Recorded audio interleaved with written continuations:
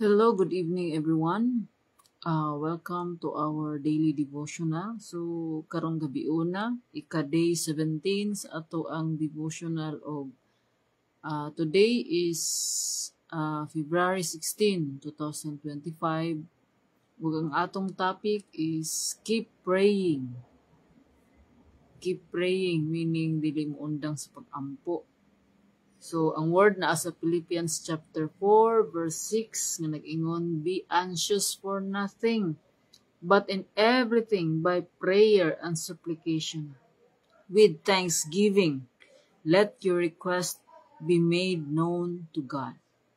So let us pray. Father God in heaven, Lord, we glorify your holy name. You're our Lord, our King. You're the owner of everything, Lord God. You're the only source that we have, Lord. We are nothing without you, Lord God. Forgive us, Lord God, for our sins. For the times, Lord, that we fail you, that we forget to pray, ug nalayo kami, Lord God, sa imong himaya. Padayon ka, Lord, nga putli sa amuang kasing-kasing. Tanggala, Lord, whatever man nga babag, Lord, sa amuang pagtuon sa imong pulong, Lord God. Pag-uha mo huna-huna, Lord God, nga mahimong mahisama sa unahuna ni Kristo. Halaygon ka, Lord, ubani kami gikan sa pagsugod hangtod sa pagtapos. Puna kami, Lord, sa imong balaang espiritu, sa imong kaalam, Lord, nga ikaw maghatag og pagsabot, Lord God, sa imong mensahe nga imong ipadayag dinhi kanamo karong gabi una. Gamita ako, Lord God, to tell the good news to everyone, Lord God. Imong good news, Lord God, of salvation. Lord, amuhat ka, Lord God, sa matag usa, Lord. Akong isalig diha kanimo, Lord God, kini nga buluhaton to bring honor and glory to your name. Kini tanan, Lord, ang giampo, ang gipasalamatan sa pangalan ni Jesus. Amen. So, be anxious for nothing, but in everything by prayer and supplication with thanksgiving. Let your request be made known to God. So, sa Bisaya pa, ayaw ka mo kabalaka. Ayaw ka mo kabalaka sa bisan unsa. Kundili pangayoa sa Dios ang inyong gikinahanglan, uban ang pagpasalamat sa tanan ninyong pag-ampo. So, sa ato ang pag-ampo, so, ingon pa nga, dili ta makaampo sa Ginoo kung wala tay pagtuo. So, una gyud sa tanan is, we pray because we believe in God. We believe that He is the source of everything and He is a powerful God and He can do everything that we need provided that it is in line with His will or we are obedient to His will. So, keep praying. So, dili ta makaampo sa Ginoo kung ang ato ang pagtuo. Kung kulang atong pagtuo. Ug ang pagtuo, nagsugod kini sa pagpaminaw. So, sa pagsangyaw sa pulong sa Ginoo. So, mao kini nga, ingon sa pulong sa Ginoo, John 3:16, for God so loved the world, that He gave His only Son, that whoever believes in Him will not perish, but have eternal life. So, what we need to do is to believe in Jesus. So, we cannot believe in Jesus if we don't have an experience with Him.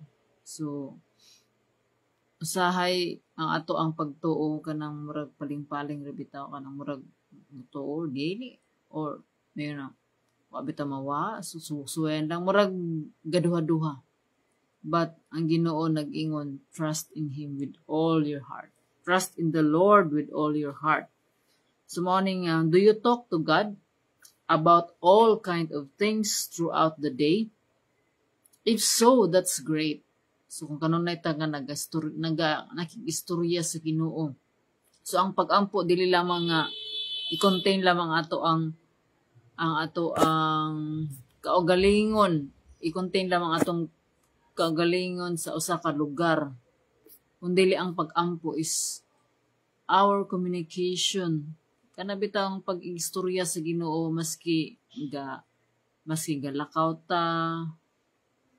Kanunay tang mag-istorya sa Ginoo. Sa communication man ni siya, relasyon. So ang Ginoo gusto og relasyon kanato. So ang usa ka relasyon mulambo o mutubo kini kung adunay communication. So we should communicate to God through our prayers. And kani ang pag-ampo sa Ginoo, istorya ta kanunay sa Ginoo, miski nagkuanta na natay gibuhat, pwede ta magigistorya sa Ginoo pinaagis ato ang gibuhat.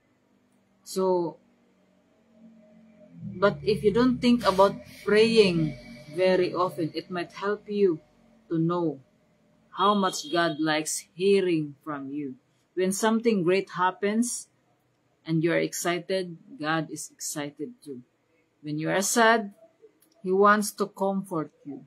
And when you have choices to make, God wants to help you make the right one. So, morning even in our decision making, gusto sa Ginoo nga apil siya.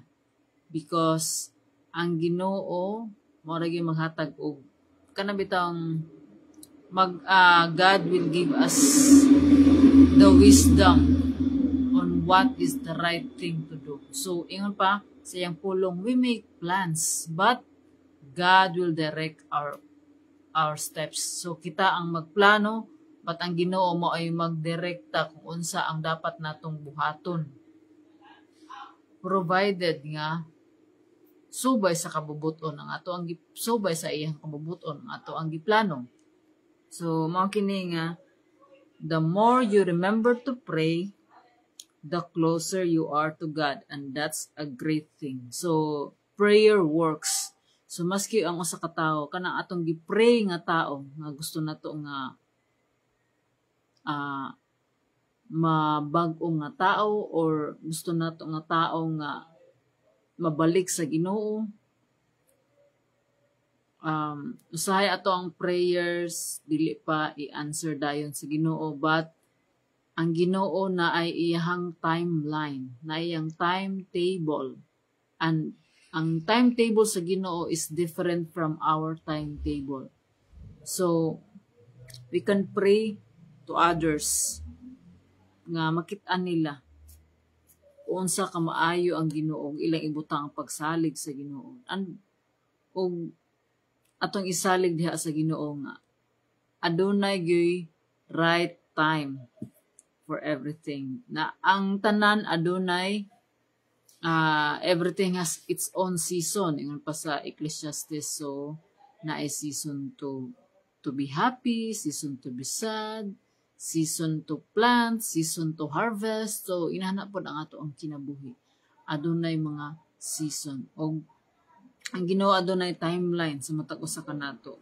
Ang usahay na ay mga prayers nga gitubag dayon sa Ginoo. Ug napoy mga prayers nga no, kay tungod kay kanang dili makaayo sa atoa o dili subay sa iyang kabubuto, og na mga prayers nga ang tubag sa Ginoo is wait, dili pa panahon. So mao ni nga we should keep praying. So ang ato ang pagsalig diha sa Ginoo lamang, kung dili sa ato ang kaugalingon tungod kay kita mao na nga sa ato ang pagkinabuhi every day.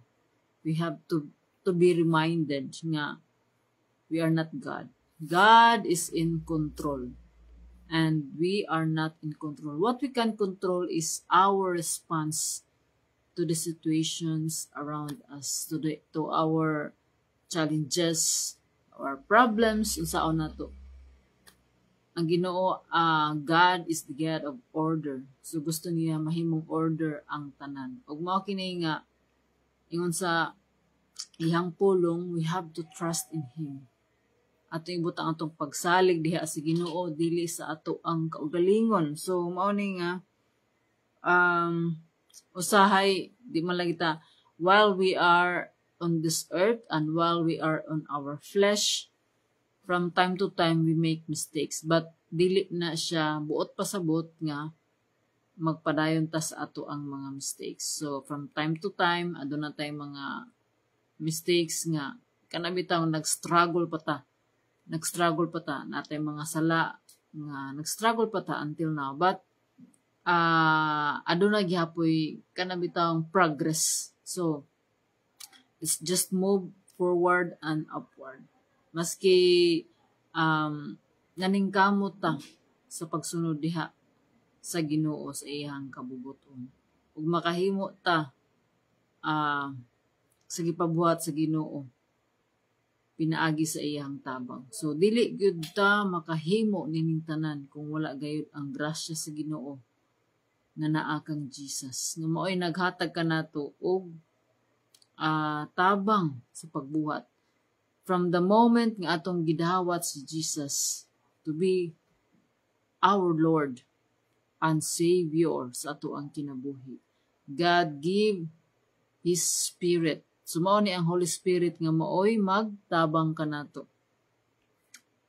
Mao nay mag-convict kanato kung aduna tay mga nahimo nga dili maayo. Sumao na ang mag-remind kanato. Ang balang espiritu mo ani maghatag kanato og kanang mga unsay ato ang buhaton. So pinaagi sa balang espiritu mo na ang nag-uban kanato. So the temple of the Holy Spirit is our body. So let's keep praying in everything. So dili ta nga mabalaka kay ingon sa iyang pulong ang Ginoo dili gayud ta niya pasagdan. Once nga we are in Christ, once we are in Jesus, once nga naa ta kanunay sa Ginoo, iyang saad, iyang promise nga dili ta niya pasagdan, dili ta niya biyaan. So let's hold on to God's promises sa ato ang kinabuhi. Ug sa ato ang mga pag-ampo, magpasalamat at rangdaan with prayer na, but be anxious for nothing, so di ta mabalaka, but in prayer and supplication with thanksgiving. So ihatag, so pangayuon nato diha sa Ginoo atong mga kinahanglan og magpasalamat. Wala pa nato nadawat magpasalamat na daan tungod kay ang Ginoo mohatag gayon. Iyang ihatag ang ato ang mga kinahanglan. So og ingon pa sa sumpay diri sa verse 7 nga og ang kalinaw sa Dios nga dili matungkad manalipod sa inyong kasing-kasing o hunahuna. So mao gana ang gihatag sa Ginoo ang iyang peace that's beyond understanding. So every one of us, each one of us natay longing for peace. So dili nang wala away kundi peace sa ato ang kinabuhi. Kana bitong kay bawta nga i-provide sa Ginoo ang tanan. So mao na nga aduna tay ang Ginoo may maghatag kanato og kalinaw sa ato ang kinabuhi nga. Lord, whatever happens, ako nagsalig diha kanimo. Kabalo ko nga unsay ako ang kinahanglanon. But Lord, help me to trust you, Lord, with all my heart. Yan pa. Trust in the Lord with all your heart and do not lean on your own understanding. In all your ways, acknowledge God and He will direct our path straight. So, mo na kung ato ibutang atong pagsalig sa Ginoo. Ang Ginoo ra gyud ang magpastar gyud sa ato ang kinabuhi. Ang Ginoo magpalambo sa atong kinabuhi. Promise man niya. So mo na nga mabasa ta og magtuon sa iyang pulong. Dili gyud nato kalimtan ang Ginoo. Iyang pulong mao gyud sa na to paglambo sa ato ang pagtuo sa Ginoo og magsalig lamang ta sa ato ang mapaminaw. So we have to read for ourselves what God wants to tell us. So mo ni nga kanunay tang mapasalamaton sa Ginoo sa mga tao nga gigamit sa Ginoo to remind us to always to pray. So usahay aduna tay mga struggles sa ato ang kinabuhi. Dili perfect ang kinabuhi. Tungod kay kung perfect ang kinabuhi, dili na ta motawag sa Ginoo. So mao na nga wala gihimo sa Ginoo nga perfect ang kinabuhi tungod kay malimtan pa magani sa tao ang Ginoo nga dili perfect ang kinabuhi samot na og perfect. So mao na siya. Say logic ra bitaw ang kon, pero mao gina siya ang kamatuoran. Ang tao wala gyud nangita sa Ginoo. But mao gina ang Ginoo, yung Ginoo salig sa iya ingon sa iyang pulong. Ug ang Ginoo may maghatag og kadaugan nato. So ang success sa kinabuhi is dili nang aduna tay mga material things diri sa kalibutan. Ang success sa kinabuhi dili na ma-measure kung unsa ang ato ang mga naabot. Dili ang success sa kinabuhi mao na siya nga aduna tay relasyon diha sa Ginoo. Kaya ato ang kinabuhi diri sa kalibutan, we are just temporary and we are just traveler and we are just on training diri sa kalibutan. So tarong na to og training. We must be seriously trained. So kay ang mudaog ug mulahutay ang mudaog mulahutay kung dili ang mulahutay sa pagtuo maoy mudaog. So kani ato ang pagtuo diha sa Ginoo, we must keep on praying. So dili na to ni wad-on ni mga pag-ampo kay mao ni ang ato ang mao ni ang ato ang weapon. Kung wala na ganitay pag-ampo, so meaning kung dili na ta mo ampo, meaning wa ta nagsalig sa Ginoo. Kung wa ta nagsalig sa Ginoo, wa ta nagtuo sa iya ha. So mao na nga atong ibutang atong pagsalig diha sa Ginoo. Let's pray. So ato nang iampo sa Ginoo. Lord, tabangi ko nga mosalig diha kanimo. Muna, kung whatever man ang ato ang pangayoon sa Ginoo, let's be honest with God because God gusto ang Ginoo makigistorya sa iya ha. Kay balo ang Ginoo sa ato ang kasing-kasing, but God wants us to personally nga makigistorya sa iya kung unsa ang ato ang mga mga concerns sa ato ang kinabuhi. Although kanang naatay each one of us has natay struggles sa ato ang kinabuhi. But God wants to be wants us to be honest. Hebalo ang Ginoo pero gusto niya makigistorya ta sa iya. So, mo na nga it's between you and God. It's between me and God. So, God is concerned of our hearts, the condition of our hearts, kaysa sa ato ang mga nahimo. So, pwede ta makahimo, pwede ta makapamakak sa ato ang isig kataw, but we cannot lie to God. So, morning kanunay ta nga mga duol kaniya tungod kay ang kaaway, the devil comes to steal, to kill, and destroy our lives. So, nga ta ka precious kay gusto banta kanang ilugon sa kaaway. So morning let's be let's be alert ta kanunay kung unsa ang mga moves sa kaaway, mga tricks sa kaaway, daghan og mga distractions. So daghan og mga distractions karong panahon na we are full of distractions para dili ta makaampo, makabasa ug makadayeg sa Ginoo. So mao ni nga kung kita kanunay nagaduol sa Ginoo, so makahibalo gyud ta kung unsa na ang nahitabo dis kalibutan. So the world is full of evil.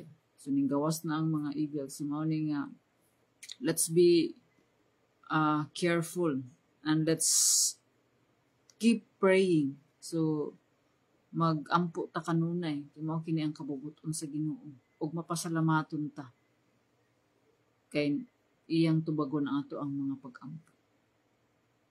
So ang Ginoo mo ay maghatag kung unsa ang need sa ato ang kinabuhi. So mo na nga mosalig gayo ta sa iya tungod kay ang Ginoo siya may nagbuhat kanato. So kahibalo siya kung unsa ang maayo sa atoa. So mo ni nga usahay natay mga pag-ampo nga dili tubagon sa Ginoo but iya ra nang i-reveal nga ngano ang rason. So let's always keep on praying maski usahay ay mga panahon nga murag dry ang ato ang prayer life but maningkamot ra gihapon. So move forward. Bahalag ingon pa bahala og ginagmay basta nag-move forward. Move forward and upward. Ayaw na og balik kung unsa ang nangagi. Tungod kay ang Ginoo kanunay nga nagauban kanato. So to God be all the glory. So salamat sa grasya sa Ginoo. Tungod sa iyang grasya kita nakahimo maski sa mga pag-ampo nato. We don't know how to pray, but it is the Holy Spirit that will help us what to pray. So let us pray. Father God in heaven, Lord, thank you for reminding us, Lord God. We should always keep praying, Lord God. Kaya mao kini ang imong gusto kanamo, Lord God, mao na imong kabubuton. Tabangi kami, Lord, to be mindful, Lord God, to always pray, Lord God. Nga maski, Lord God, sa among mga dili na mo masulti, Lord God, sa mga pag-ampo, Lord. Help us to pray. You know what inside our hearts, Lord God. Tabangi kami, Lord God. Nga musalig diha kanimo, Lord. Ako nakulangan pa kami, Lord God, sa among pagtuo. Padak-apo, Lord God, among pagtuo diha kanimo. Nga may mo kaming mainang puon, Lord God, because we believe that prayer works. And also, Lord God, we pray, Lord God, adunay order sa among kinabuhi, sa among komunidad, Lord God, ug sa among nasod. Kay ang nasod, Lord God, nga adunay Ginoo. Ikaw ang Ginoo, Lord God, nga magapalambo niini. Lord, salamat, Lord God. Also pray, Lord God, sa mga naminaw ni ini nga mensahe, Lord God. Ikaw ang Ginoo nga mao'y magapalambo kanila, Lord God. Tabangi sila, Lord God. Nga mulambo ilang prayer life, Lord God. Tabangi patas apa, Lord God, ang ilahang pagtuo, pagsahalig diha kanimo, Lord. Palambua sila, Lord God, sa ilang pagtuo diha kanimo. Lord, mamuhat ka, Lord God. Makapanglihok ka, Lord God, sa matag usa, Lord God. Nga nanginahanglan sa imong mensahe, Lord God, nga makahatag og kaluwasan ug paglaom, Lord God, nga ikaw ang angay namong saligan tungod kay diha kami mopadulong kanimo. Salamat, Lord. Ini nga kagabihuon, Lord God. Ikaw ang Ginoo nga mao'y bantay kanamo, Lord God. Labi na sa among pagpahulay, sa among pagkatulog, Lord God. I-renew ang mga kusog. Restore, Lord God, ang mga panglawas, Lord God, ang ang spirito, Lord God. Bantay kami, Lord God, ang protection nimo, Lord God, ang provision imong igabubo ka namo. Salamat, Lord God. Tanang dungog, mahimaya og mga pagdayeg, Lord, kanimo lamang amahan nga naa sa langit. Kining tanan, Lord God, ang giangkon pasalamatan sa pangalan ni Jesus. Amen.